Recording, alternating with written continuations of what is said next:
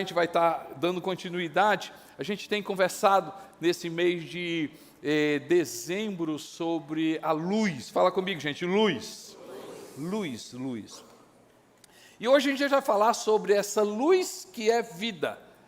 E eu gosto muito do texto de João, capítulo 1, verso 4. João, capítulo 1, verso 4, que diz assim: nele estava a vida. Fala comigo, gente, a vida. E esta, ou seja, ele remete aqui à vida. Nele, Jesus, estava a vida. E esta, ou seja, a vida era a luz dos homens. Luz dos homens. A gente fala sobre luz, luminosidade, insight, luz tem a ver com concepção da luz, mas uma das coisas que eu amo quando a gente vai lá na Bíblia, luz no sentido de conhecimento. Por isso que Jesus diz: eu sou a luz do mundo. E do outro lado existe lá o príncipe das trevas, no sentido de, se Jesus é esse conhecimento de Deus, o príncipe das trevas é essa ignorância. Se Jesus é liberdade, conhecimento que liberta, aqui existe opressão, manipulação. Luz, conhecimento. A gente depende de luz. A gente depende de luz. Interessante que quando você vê Gênesis capítulo 1, ali na criação, a primeira coisa que se cria é luz. Haja luz, e por causa da luz toda veio toda a criação. O que seríamos nós sem luz? O que seríamos nós sem luz? E tem gente que se acostuma com essa escuridão. Por exemplo, apaga. Tem gente que se acostuma com a escuridão. Mas eu e você, nós não fomos feitos para a escuridão. Acende.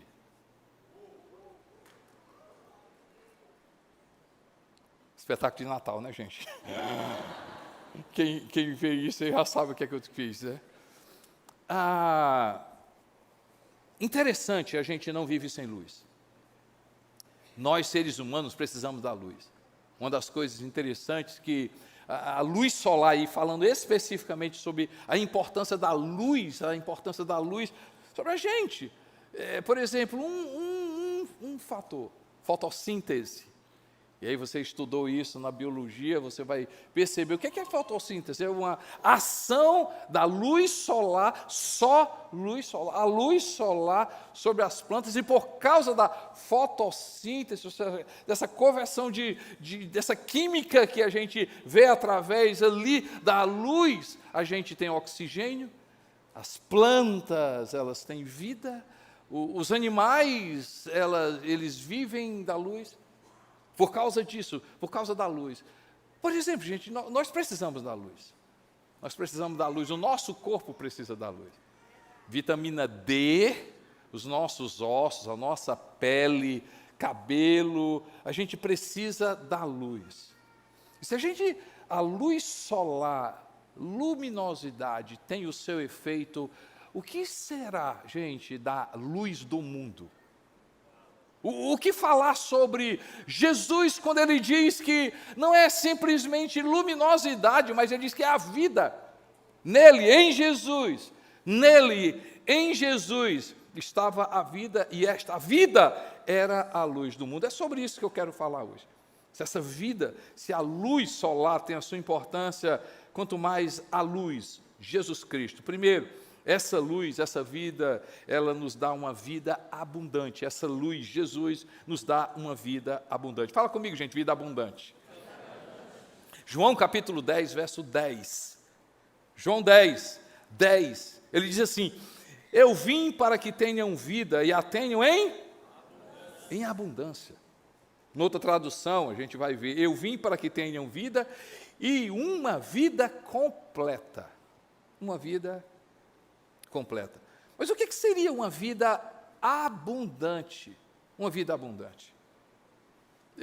Quando a gente olha para a nossa sociedade, a gente vai falar sobre essa mentalidade. Por favor, pode não ser você, mas essa mentalidade de abundância. E geralmente, quando se fala de abundância, é ter o quê? É ter muito. Muito o quê?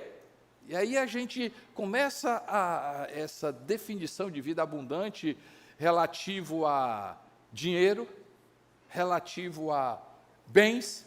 Não, falando de tal, tem demais, cara. Está abundante, tá de sobra, abundante, tem de sobra. Geralmente a gente remete a coisas, a bens, a dinheiro, a recursos. Bens, dinheiro, recursos têm o seu valor. Gente, mas será que Jesus, Ele está dizendo para mim e para você que a vida abundante é essa vida onde Ele vai dar coisas para a gente? Porque quando eu olho para Jesus, o convite para uma vida abundante era uma vida de ausência de coisas e presença de Deus.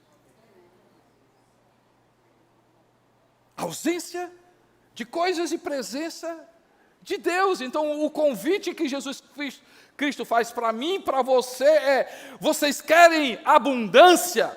Vocês querem abundância? Vocês querem vida completa? Então, se esvaziem. Se esvaziem. Para ter vida abundância, e aí, quanto mais vazios do mundo nós formos, mais cheios e plenos de Deus, nós seremos, mais abundância nós seremos. Eu estava estudando esse texto e eu estava conversando com o Lucas hoje. E aí a gente estava discutindo aquele texto onde um jovem, a Bíblia não disse o que ele é jovem, mas a gente chama de jovem rico. Ele chegou para Jesus e disse assim: Jesus, como é que eu posso seguir o Senhor?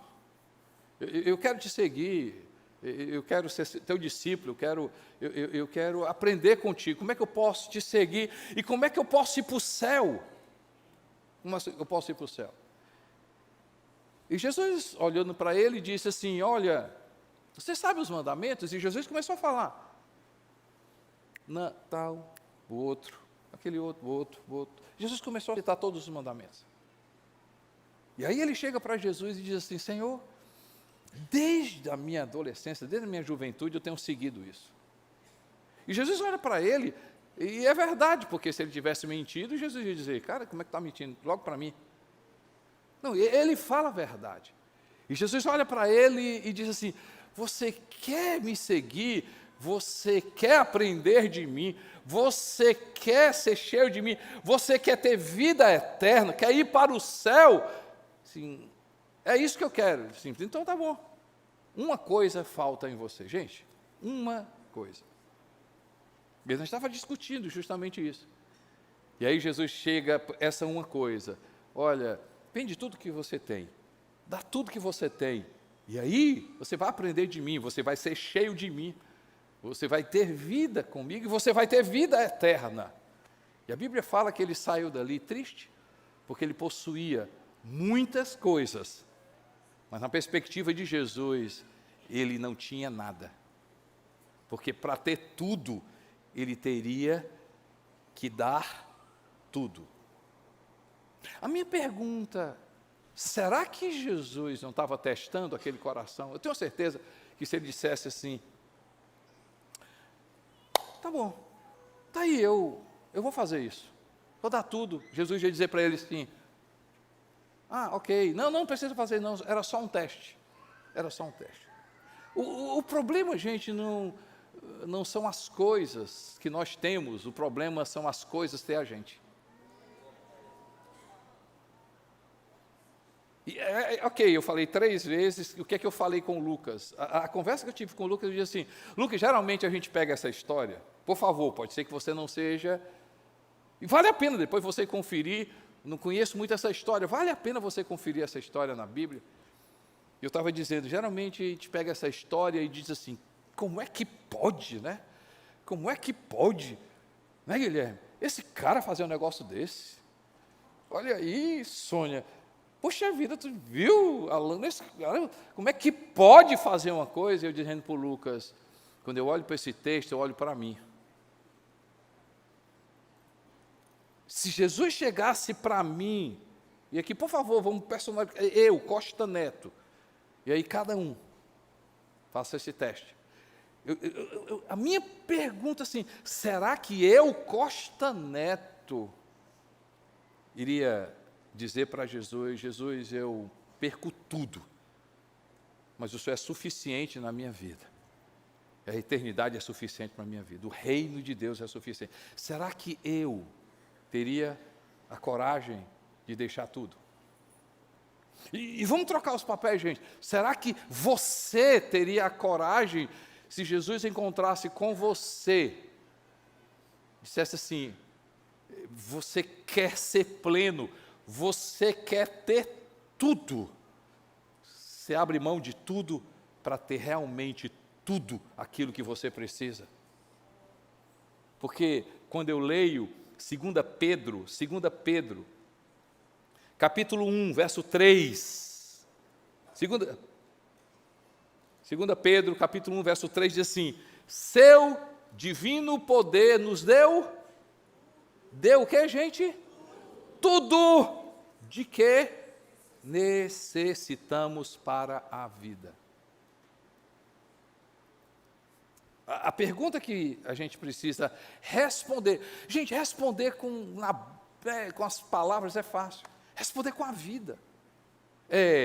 Jesus é necessário ou é suficiente? Você precisa de Jesus, você só precisa de Jesus. Porque quando a gente olha para mulheres na Bíblia, que disseram assim, Jesus é suficiente na minha vida, o reino de Deus é suficiente na minha vida, elas abriram mão de tudo. Por quê? Porque Deus era suficiente para a vida delas. E, gente, a gente olha muito a vida de Abraão, e vale a pena, você que não conhece a história de Abraão, vale a pena, depois você confere, a história dele começa no primeiro livro da Bíblia, a partir do capítulo 12, a história de Abraão, depois você confere lá. E tem uma parte da vida de Abraão, onde Deus pede aquilo que era tudo para ele, o filho dele. A gente olha muito o lado de Abraão, mas eu fico imaginando, e o lado de Sara? Gente, eu sou pai, mas não tem como mãe, não. A gente fala de pai, mas eu tenho que admitir, mãe é mãe, gente. Mãe é mãe. O lado de Sara. Vem cá, quando Abraão leva Isaac, ele só leva Isaac porque a mãe deixou. Porque Sara deixou. E a gente olha assim, a fé de Abraão, ei gente, a fé de Sara. Sara não ficou, quando Abraão levou Isaac para oferecer, ela não saiu correndo para se despedir de Isaac. Ela ficou em casa porque sabia, confiava que o Deus que deu o filho dela, poderia trazer de novo o filho dela. Por quê? Porque para Sara, Deus era suficiente. Vamos pular o Antigo Testamento e vamos pular para o Novo Testamento. A gente olha a história de Maria, e a gente pensa que a história de Maria é muito fácil. Muito fácil. Maria foi tranquilo, foi ali, como é que foi? O anjo desceu, ela veio o Espírito Santo. Não, gente, não foi não é fácil não. Maria não fez uma escolha fácil. A vida de Maria inspira. Porque quando eu olho para a vida de Maria, ela abandonou, gente. Ela abriu mão da reputação dela. Porque uma mulher judia, pronta para se casar, aparecer com uma conversa que está grávida, e ela dizer assim, eu abro mão. Ela poderia ter perdido o casamento, ela perdeu a reputação dela, mas ela disse assim, Jesus, o Senhor é suficiente, Deus, o Senhor é suficiente, o teu reino é suficiente, eu abro mão de tudo, eu abro mão de tudo para que seja feita a tua vontade. Gente, nós estamos falando de vida abundante. Vida abundante é se eu e você, a gente tiver coragem de largar tudo desse mundo. Tudo. tudo. Eu fico me perguntando, assim, o que é que eu tenho a dizer para Jesus, se Jesus me perguntasse, gostaria de dizer, deixa tudo, porque a vida abundante, a luz, conhecimento, ser suficiente, abrir mão de tudo desse mundo. Gente, Jesus garante que se eu e você, a gente realmente decidir pela suficiência de Jesus em nós, pela suficiência de Deus em nós, pela suficiência do reino de Deus em nós, nós vamos ter tudo para a vida presente e para a vida eterna. Hoje eu liguei para um amigo meu e eu perguntei para ele, e aí, como é que você está? E a resposta dele foi incrível, assim, tudo bem, independente de conta bancária, independente do dia, independente da circunstância, independente da situação, está tudo bem. E, gente, eu sei a vida dele, é verdade, é verdade. Isso é vida abundante, gente, isso é vida abundante, isso é vida abundante, isso é vida abundante. Ah, esse mundo quer mostrar para mim, para você, essa sociedade quer mostrar para mim, para você, que a gente precisa disso, que a gente precisa daquilo, que a gente precisa daquilo, que se a gente não tiver isso, a gente não é nada. Ei, por favor, pessoal, por favor, seja inteligente, recurso tem o seu valor, trabalho tem o seu valor, governo tem o seu valor, cidades têm o seu valor, mas eu te falar uma coisa, tudo isso sem Deus, tudo isso sem Jesus é nada. A vida, que é a luz que é a vida, nos chama para dizer assim, eu quero encher você da vida plena, eu quero que você tenha abundância, eu quero que você tenha vida de sobra completa, mas tudo isso é por causa dele na minha vida.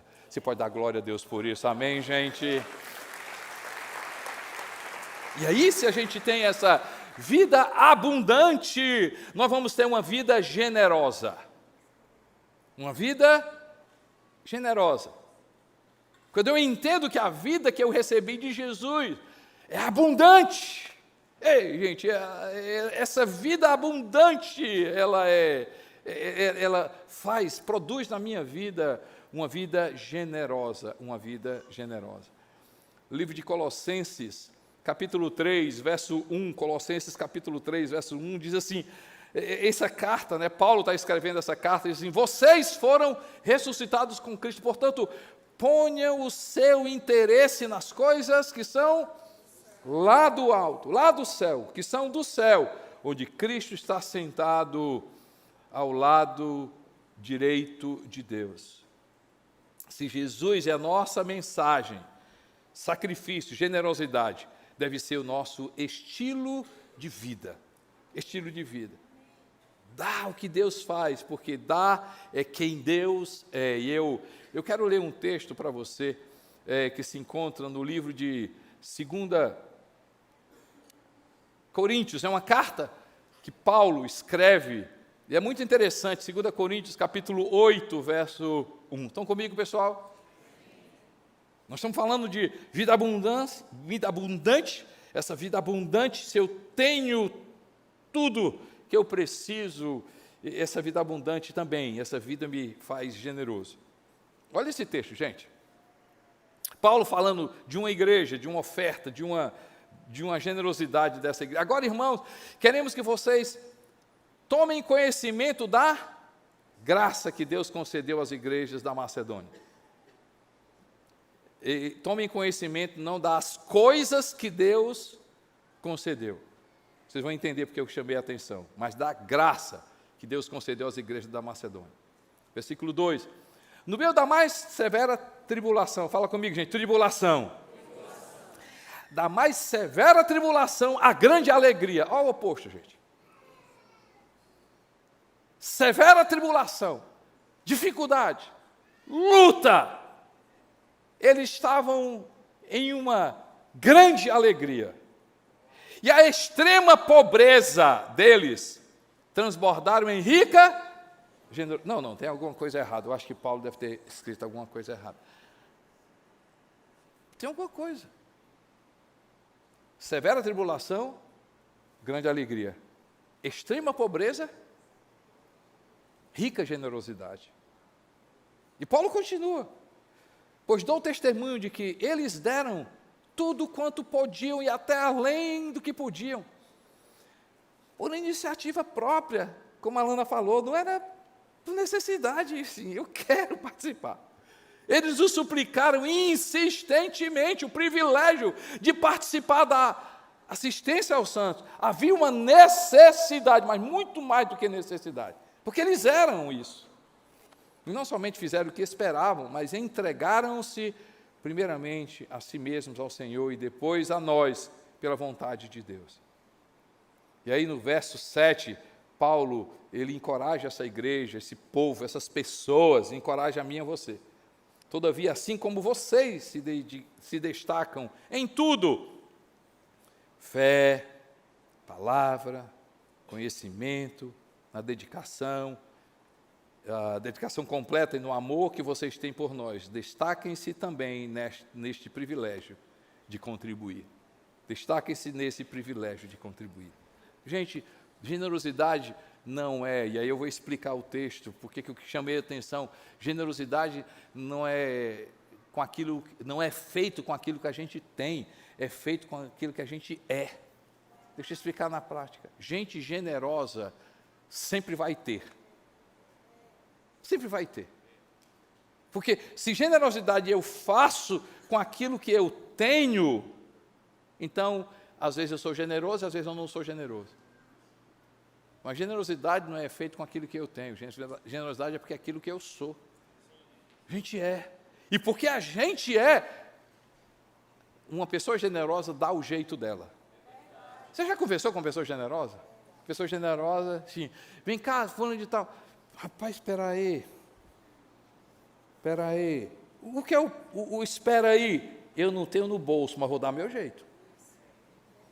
Eu conheço uma pessoa ali. Ele não tem, mas ele conhece uma pessoa que tem.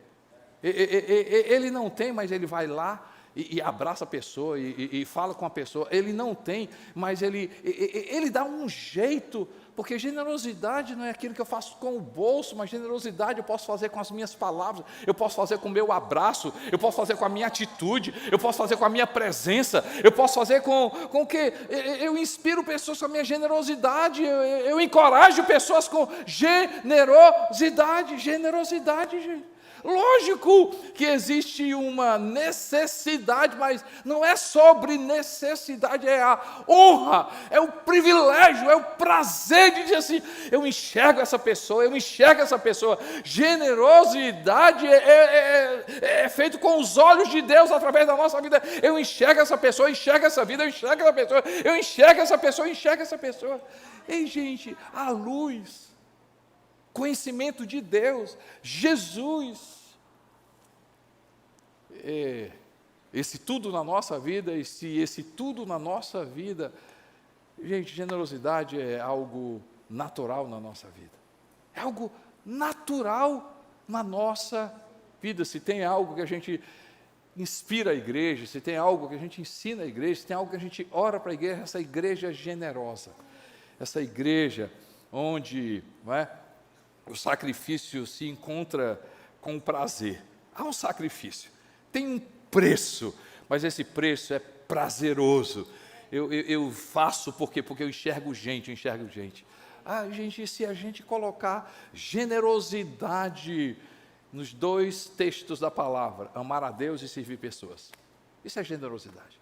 Porque eu amo a Deus, eu amo gente. Se eu amo gente, eu quero que pessoas do meu lado sejam, sejam abraçadas, tenham a sua importância. Não é apenas uma esmola, mas é o meu amor, meu coração, a minha vida, porque o generoso não dá e diminui, o generoso dá e é acrescentado cada vez mais, é acrescentado cada vez mais. Na generosidade eu não dou e diminuo. Naquilo que eu tenho, eu dou e diminuo. Mas na generosidade não é quando eu dou, eu diminuo. Na generosidade, quanto mais eu dou, mais Deus acrescenta, porque o generoso carrega a vida, a abundância de Deus. Você pode dar glória a Deus por isso, amém, gente?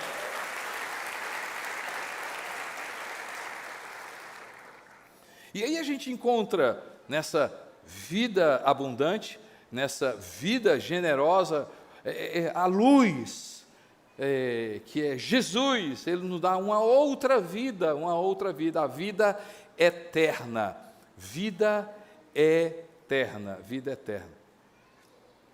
João 17, verso 3, diz assim: esta é a vida eterna, que te conheçam o único Deus verdadeiro e a Jesus Cristo a quem enviaste. Esta é a vida eterna, que te conheçam o único Deus verdadeiro e a Jesus Cristo a quem enviaste. Muitos falam sobre eternidade, sobre céu, sobre o que vai acontecer após a morte. Não é errado, não. Gente, se fosse só isso, já era algo para a gente celebrar. Uau! Mas vida eterna é um estilo de vida. E você sabe muito bem, a gente tem conversado sobre isso. A gente tem ensinado a igreja sobre isso. Vocês viram o meu testemunho sobre essa questão, né? Essa mudança de mentalidade. Quando eu olho na Bíblia, nessa perspectiva de vida eterna, a gente vai ver que é o diferencial do Evangelho de Jesus. É o diferencial do Evangelho de Jesus. Pode ser que você não conheça muito bem, né, ali ainda está estudando a Bíblia, mas tem um texto conhecido por muita gente. João 3,16, que a gente ensina desde as crianças, né, porque Deus amou o mundo de tal maneira que deu o seu Filho unigênito para que todo aquele que nele crê não pereça, mas tenha vida eterna. É vida eterna. O jovem que foi conversar com Jesus, o jovem rico, é sobre vida eterna.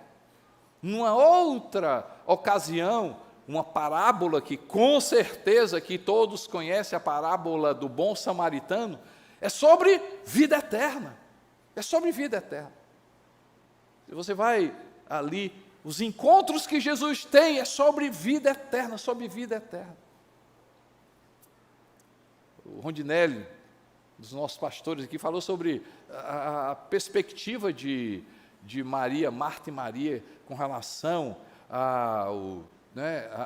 ali Lázaro. Se você olha no texto, Jesus diz assim, não, ele não está morto, ele apenas dorme. Marta diz, eu sei, Jesus, que na ressurreição dos mortos. Então, essa mentalidade de vida eterna era comum em Jesus. Por isso que o apóstolo Paulo, quando ele está ensinando ali, uma das suas cartas, capítulo 15, 1 Coríntios, capítulo 15, ele diz assim, cuidado, gente, cuidado com essa conversa que não tem mais ressurreição, cuidado com essa conversa que não tem mais. E aí ele diz, né, no 15:19, se a nossa, né, se é somente para esta vida que temos esperança em Cristo, somos de todos os homens os mais dignos de compaixão. Em uma outra tradução diz assim, somos os mais infelizes. Se você bota o texto de trás para frente, noutra perspectiva, se temos a mentalidade de vida eterna, seremos as pessoas mais felizes da terra. Se não temos, seremos as pessoas mais tristes da terra. Tristes da terra. Ei, a notícia boa é que a luz, a vida, Jesus Cristo veio para trazer vida eterna. Jesus Cristo veio para trazer vida eterna. Eu quero encorajar você a viver o poder da ressurreição, o poder da vida eterna. Quando nós temos mentalidade de vida eterna, a perspectiva nossa é do céu. A gente começa a viver na perspectiva do céu, mas viver na perspectiva do céu não tira os nossos pés da terra. Ter mentalidade de vida eterna não traz irresponsabilidade para a terra.